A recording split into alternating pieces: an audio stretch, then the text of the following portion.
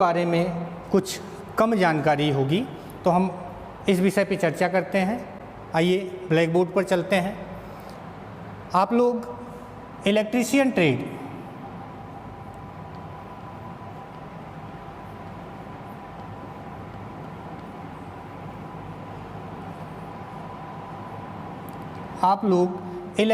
Trade में प्रवेश लिए हुए हैं। सबसे पहले हम इलेक्ट्रीशियन का हिंदी नाम देखते हैं। क्या होता है बच्चों? इलेक्ट्रीशियन को हिंदी में बोला जाता है विद्युतकार। विद्युतकार ये दो शब्दों से मिलकर बना होता है।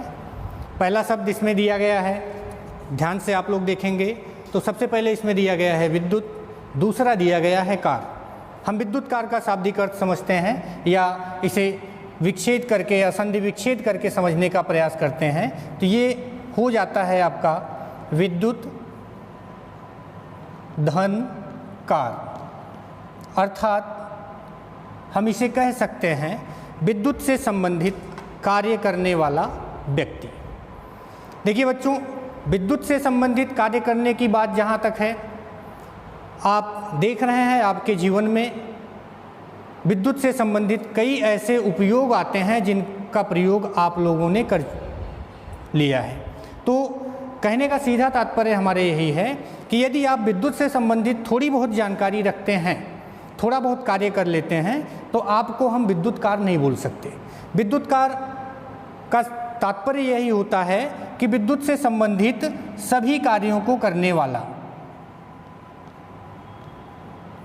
विद्युत से संबंधित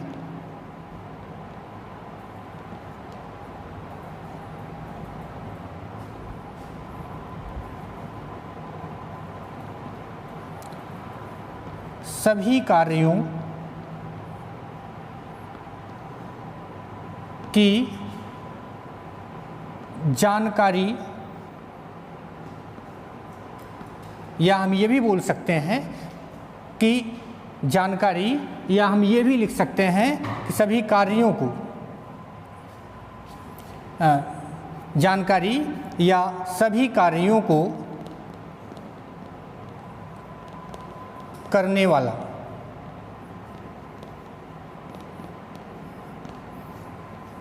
बच्चों, विद्युतकार का मतलब सभी विद्युत से संबंधित सभी कार्यों, विद्युत से संबंधित सभी कार्यों के बारे में भली भांति जानकारी रखने वाला हो, या ये भी कह सकते हैं कि विद्युत से संबंधित सभी कार्यों को करने वाला हो। इसको हम विद्युतकार कह सकते हैं, या उस व्यक्ति को हम विद्युतकार कह सकते हैं। तो एक बार हम विद्युतकार की परिभाषा देखते हैं। ये तो हमने विद्युत धनकार के बारे में आपको अलग अलग बताया। परिभाषा में बताया गया है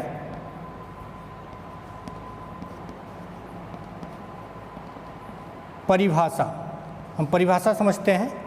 परिभाषा इसकी होती है विद्युत से संबंधित, विद्युत से संबंधित, विद्युत से संबंधित उपकरणों,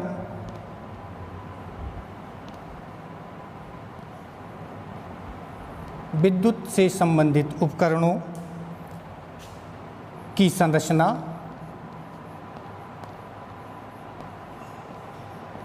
संरचना, मरम्मत,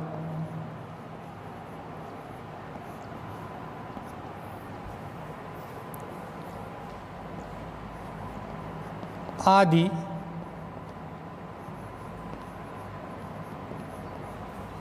करने वाला व्यक्ति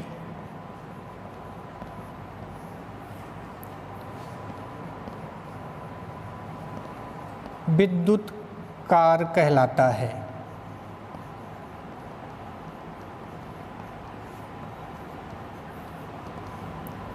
देखिए बच्चों, परिभाषा होती है विद्युत से संबंधित उपकरणों की संरचना, मरम्मत आदि से हम ये भी समझ सकते हैं कि इन उपकरणों में और किन कार्यों को किया जाता है उससे संबंधित है। तो संरचना, मरम्मत आदि को करने वाला व्यक्ति जो होता है वह विद्युतकार कहलाता है। कहीं कहीं आप देखते होंगे कि विद्युतकार के साथ में या विद्युतकार के स्थान पर लिखा होता है कारीगर। कारीगर बच्चों, कारीगर का मतलब यही है कि कार्य करने वाला, लेकिन कहीं कहीं आपको इसके साथ में एक शब्द और जुड़ा मिलता है जो पहले लिखा होता है कुशल कारीगर। कुशल लिखा होता है तो दोनों मिलकर हो जाते हैं कुशल कारीगर। अब कुशल कारीगर वही कहलाएगा जो विद्युत से संबंधित उपकरणों की संरचना, मरम्मत से संबंधित जितने भी कार्य हों उन सबको कर सकने योग्य हो या करने वाला हो, वही कहलाएगा कुशल कारीगर। कारीगर को हम ये भी बोल सकते हैं कि कार्य करने वाला, विद्युत से संबंधित कार्य करने वाला। विद्युत से संबंधित कार्य तो सभी लोग कर सकते हैं, थोड़ी बहुत जानकारी सबको होती है, लेकिन वे कुशल हैं या नहीं हैं हमें इस बात का पता तब चलता है जब हम किसी एक बिंदु पर उससे कार्य करवाते हैं और हम ये देखते हैं कि वह व्यक्ति या वह कारीगर उस बिंदु पर या उस उपकरण पर सभी प्रकार के कार्यों को कर सकता है, तब हम उसे कुशल कारीगर कहते हैं। बच्चों, यहाँ पर आपको मिल गया विद्युतकार, विद्युतकार की परिभाषा भी मिली। हम आगे चलते हैं, हमको एक शब्द मिला है विद्युत। हम विद्युत के बारे में जानते हैं। हम विद्युत के बारे में जानते हैं बच्चों। देखिए, विद्युत के बारे में जानने का मतलब यही है कि इसकी उत्पत्ति कब हुई, या हम ये बोल सकते हैं कि इसकी खोज कब हुई, इसकी खोज कब हुई, किसने खोज किया, किसने खोज किया या कब खोज किया, इन सभी बातों को हमें समझना है। तो इन सभी बातों को हमें समझना है। आइए हम सबसे पहले देखते हैं कि किसने, सबसे पहले हम देखते हैं कि खोज किसने किया सबसे पहले। तो यहाँ पे आपको बताते चलूँ मैं। सबसे पहले एक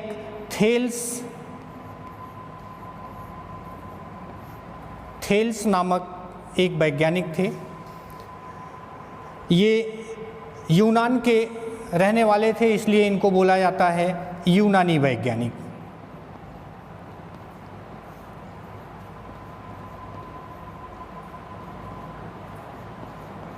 इनको यूनानी वैज्ञानिक बोला जाता है।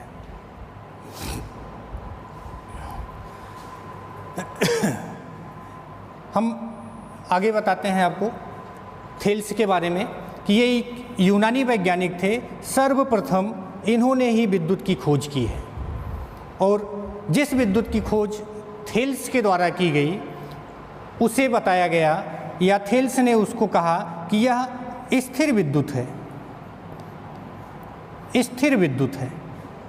अब स्थिर विद्युत क्यों बताया इन्होंने, हम इस बात को समझते हैं। इन्होंने इसलिए बताया कि इस विद्युत का उपयोग हम औद्योगिक क्षेत्रों में नहीं कर सकते।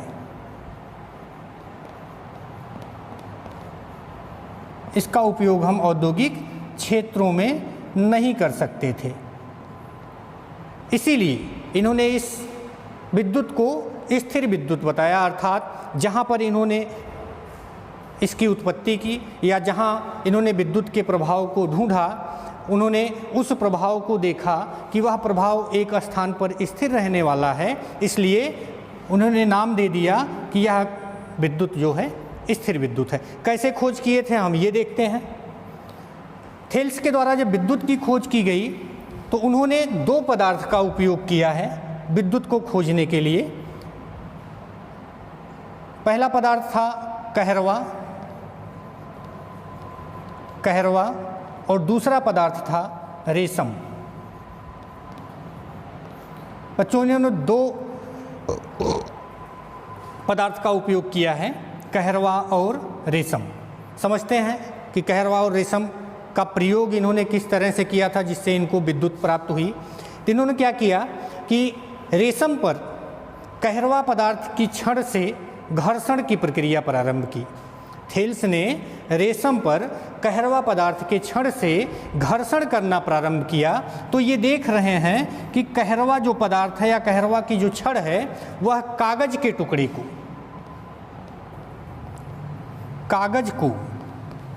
या कागज के टुकड़े को अपनी तरफ आकर्षित करना प्रारंभ करता है। कागज के टुकड़े को अपनी तरफ आकर्षित करना प्रारंभ करता है। तो इन्होंने देखा कि कहरवा जो है यह अपने अंदर रेशम से घर्षण करने के बाद एक बल उत्पन्न किया है या एक प्रभाव उत्पन्न किया जिसके द्वारा कागज कहरवा की तरफ आकर्षित होना प्रारंभ हो गया। जब इन्होंने इस प्रभाव को प्राप्त किया, इस बल को प्राप्त किया, तो उसी को कहरवा में जो प्रभाव जनरेट हुआ उसी को इन्होंने विद्युत का नाम दे दिया। उसी को इन्होंने विद्युत का नाम दे दिया। एक बार बच्चों फिर से समझते हैं।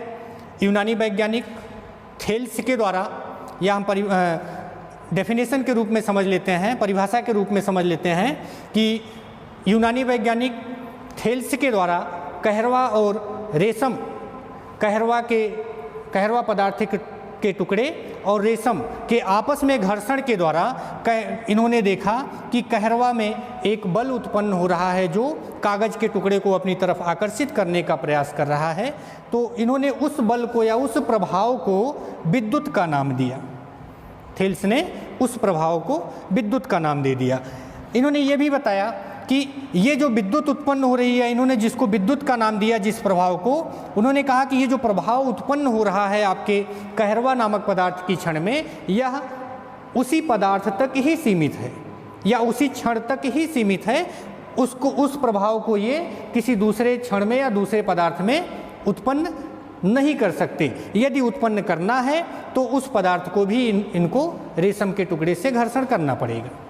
इसीलिए इन्होंने देखा कि वो एक स्थान पर या उसी क्षण में ही स्थिर है, इसीलिए स्थिर विद्युत या इस विद्युत को इन्होंने स्थिर विद्युत का नाम दिया, स्थिर विद्युत का नाम दे दिया। इससे हमारे पास एक क्वेश्चन बनता है, एक प्रश्न बनता है बच्चों कि स्थिर विद्युत की खोज किसने की थी? स्थिर विद्युत की खोज किसने की? तो हम आंसर या उस प्रश्न का उत्तर यहाँ से दे सकते हैं कि सर्वप्रथम जो स्थिर विद्युत की खोज की गई वह थेल्स के द्वारा की गई।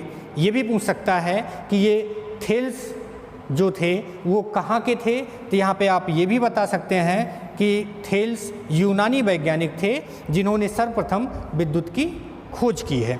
आइए आगे बढ़ते हैं, क्योंकि जो विद्युत हम लोग अभी उपयोग कर रहे हैं यह हमारे औद्योगिक कार्यों में भी उपयोग हो रहा है, अर्थात इसका उपयोग हम हर स्थानों पर कर सकते हैं, या ये भी बोलें कि किसी चालक में भी प्रवाहित करके इसका हम उपयोग कर सकते हैं या स्थिर कर रख कर भी उपयोग कर सकते हैं। तो जो अभी के समय में प्रयोग हो रहा है वह विद्युत इस विद्युत से कहीं अलग है, अर्थात उसकी भी खोज की गई होगी किसी अन्य वैज्ञानिक के द्वारा। तो हम चलते हैं उस बिंदु पर।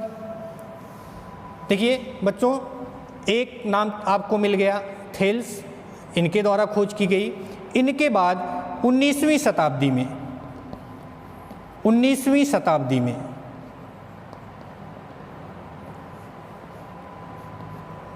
एक वैज्ञानिक आए जिनका नाम था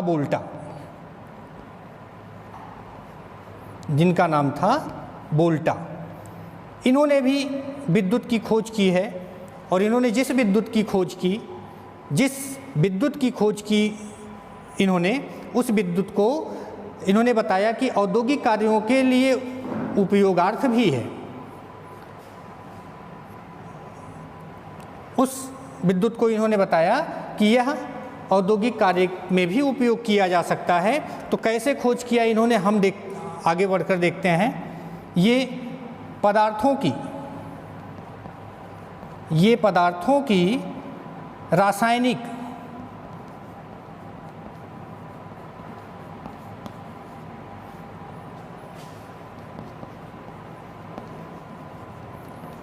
पदार्थों की रासायनिक प्रक्रिया के द्वारा।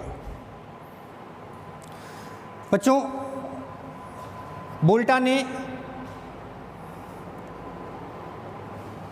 ने जिस विद्युत की खोज की, या जब उन्होंने खोज किया तो उन्होंने पदार्थों की रासायनिक प्रक्रिया के द्वारा एक विद्युत की खोज की। तो इन्होंने देखा क्या कि यह विद्युत, जिस विद्युत की ये खोज किए हैं, जिस विद्युत की खोज किए, इसे एक बिंदु से दूसरे बिंदु तक आगे प्रवाहित किया जा सकता था। एक बिंदु से दूसरे बिंदु तक आगे प्रवाहित किया जा सकता था। इसीलिए विद्युत की खोज जो वोल्टा के द्वारा की गई, यह चल विद्युत के नाम से जानी गई। चल विद्युत के नाम से वोल्टा के द्वारा खोजी गई विद्युत जो होती है बेटा, ये चल विद्युत कहलाई। और थेल्स के द्वारा जो विद्युत खोजी गई थी वह स्थिर विद्युत कहलाई थी। इसी क्रम में आगे चलते हैं। आगे हमने देखा, अभी तक तो हमने रासायनिक प्रक्रिया के द्वारा विद्युत को ढूंढने का प्रयास किया या विद्युत हमको मिला। आगे एक वैज्ञानिक आए जिनका नाम था माइकल फैराडे,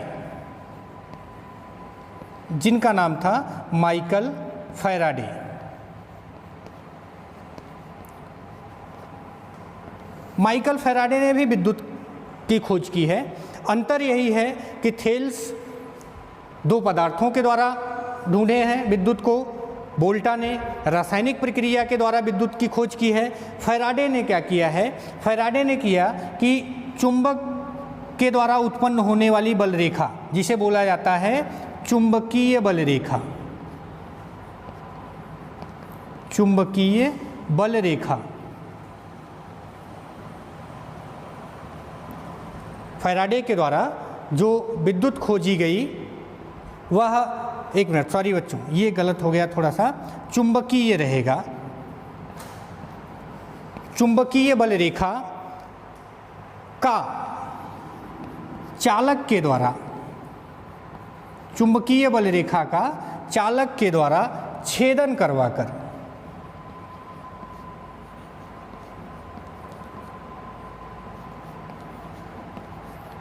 चालक के द्वारा छेदन करवाकर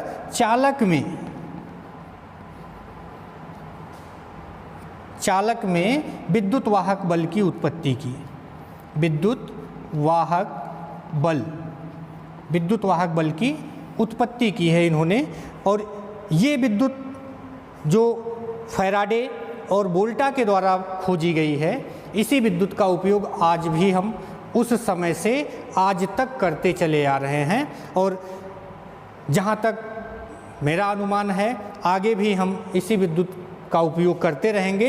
हो सकता है कि कोई नए वैज्ञानिक आएँ तो थोड़ा बहुत परिवर्तन कर सकें, लेकिन मेरा अनुमान यही है कि आगे भी इसी विद्युत का प्रयोग हमारे जीवन में होता रहेगा।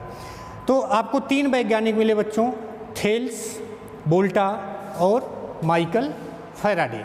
थेल्स के द्वारा विद्युत की खोज की गई स्थिर विद्युत जिसे बोला गया, वोल्टा के द्वारा विद्युत की खोज की गई जिसे चल विद्युत बोला गया, और माइकल फैराडे के द्वारा भी चल विद्युत की ही खोज की गई। इन्होंने इसको भी इनके द्वारा भी इसे चल विद्युत बताया गया, जिसे किसी चालक पदार्थ में एक सिरे से दूसरे सिरे तक प्रवाहित किया जा सकता था, और जिसका उपयोग आज भी औद्योगिक क्षेत्रों में या हमारे दैनिक जीवन में होते चला आ रहा है। ये तीन वैज्ञानिक हैं जिनके द्वारा विद्युत की खोज की गई। अब इसके बाद हम आगे चलते हैं। कुछ आपके इस व्यवसाय या आपके इस ट्रेड से संबंधित सावधानियां होती हैं जो हमको समझना है कि हम अपने व्यवसाय में कार्य करते समय या अपने व्यवसाय से जुड़े क्षेत्र में प्रवेश करते समय हमें किन किन बातों को ध्यान में रखना होता है और हमें क्या क्या करना पड़ता है। इन सब चीज़ों के बारे में हम थोड़ा सा जानकारी लेते हैं। बच्चों, हम सावधानी के बारे में समझते हैं।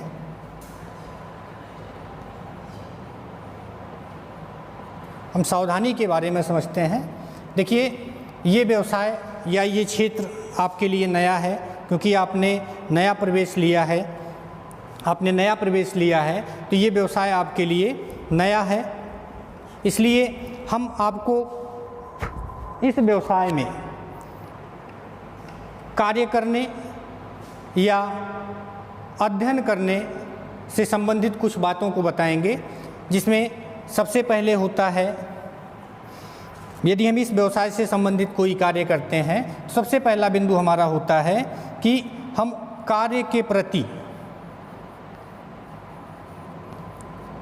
प्रति सजग रहें।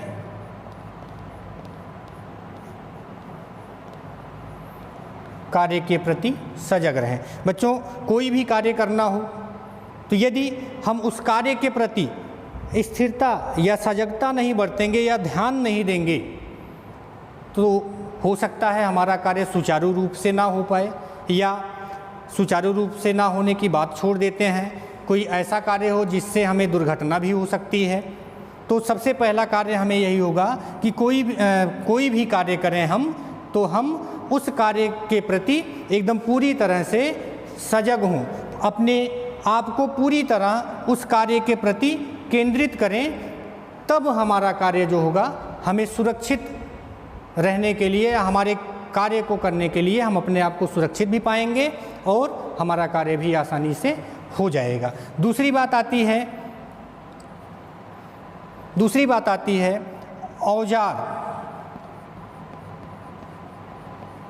औजार की जानकारी। औजार की जानकारी ना होना। बच्चों, कोई भी कार्य करना हो हमें, यदि उस कार्य को आसान तरीके से करना है या समय बचाने की आवश्यकता होती है, तो हमें कार्य को करने के लिए औजार की आवश्यकता होती है। हमारे कई प्रकार के औजार हैं। आपके इस विभाग में, आपके इस ट्रेड में कार्य करने के लिए कई सारे औजार हैं। हर एक औजार का कार्य अलग अलग होता है, हर एक औजार की संरचना अलग होती है, हर एक औजार को अपनाते समय सावधानियों का अलग अलग ध्यान देना पड़ता है। तो यहाँ पर यही बताया गया है कि जो औजार होगा, हम जिस कार्य के लिए औजार का प्रयोग करेंगे, सबसे पहले हम उस औजार के बारे में पूरी तरह जानकारी रखें कि हमारे औजार का उपयोग कैसे होगा, किस स्थान पर होगा और कब होगा। ये तीनों बातें हम यदि समझते हैं और जानते हैं तो हम अपने कार्य को इस औजार के माध्यम से आसानी से पूर्ण कर सकते हैं। बच्चों, इसके बाद समय कम बचता है, तो हम आपसे ये आग्रह करेंगे कि आप जो है हमारे इस चैनल को सब्सक्राइब करें